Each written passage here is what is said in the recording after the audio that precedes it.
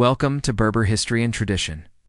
Today we dive into the life of a man who was, in turn, a pharmacist, journalist, activist, president, and political thinker. Ferhat Abbas, a man of paradoxes. He embodied the evolution of a whole generation from a young assimilationist believing in the French Republic to a nationalist leader, first president of the Provisional Government of the Algerian Republic, and a symbol of democratic struggle after 1962. This is the story of one destiny, but also the mirror of a people searching for freedom.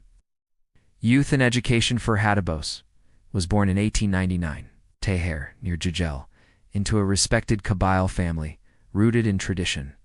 Early on, he received both traditional and modern education, a brilliant student.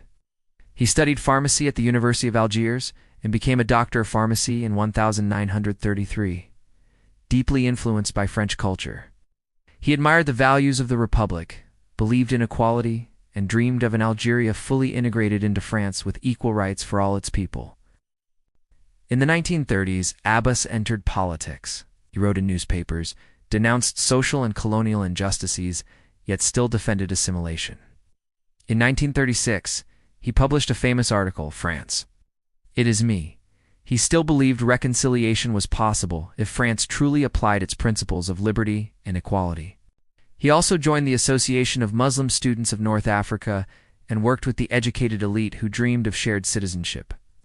But colonial reality soon forced him to reconsider. The break with colonial France in 1943 during World War II, Abbas drafted a historic text, the Manifesto of the Algerian People. In it, he boldly declared, Algeria is not a French province, but a nation. It has the right to self-determination. Colonization has denied its people's fundamental rights. This was a turning point. The former assimilationist had become one of the first to clearly affirm the existence of an Algerian nation.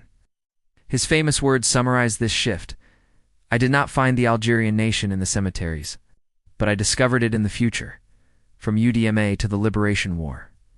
In 1946, he founded the UDMA Democratic Union of the Algerian Manifesto. His goal, independence through peaceful political means, elections, reforms, negotiations. Colonial repression made this impossible. The massacres of Sedef, Gelma, and Karada in 1945 had already radicalized a generation. And in 1954, the FLN launched the armed struggle. By 1956, Abbas, long reluctant to violence, finally joined the revolution. President of the GPRA in 1958 in Cairo, the Provisional Government of the Algerian Republic GPRA was created. Ferhat Abbas became its first president.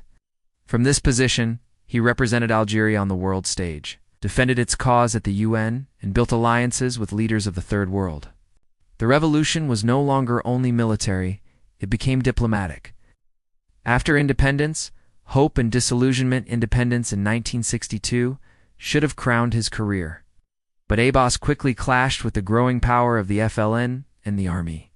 As president of the Constituent Assembly, he defended pluralism, democracy, and the rule of law. But these ideals collapsed under one-party rule and authoritarianism. In 1963, he resigned and openly opposed the regime of Ben Bella and later Boumediene. Placed under house arrest, he remained a moral voice, calling for democracy and justice. Legacy and memory. Ferhat Abbas died in 1985, without ever seeing the democratic Algeria he had dreamed of. Yet his legacy endures.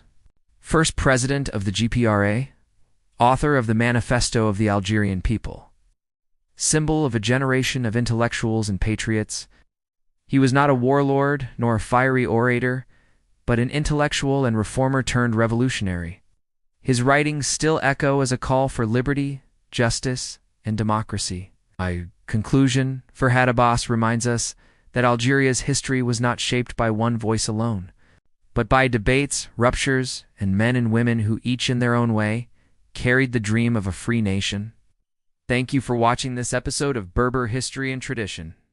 Don't forget to like, share, and subscribe to keep exploring the memory and heritage of the Amazigh and Algerian world.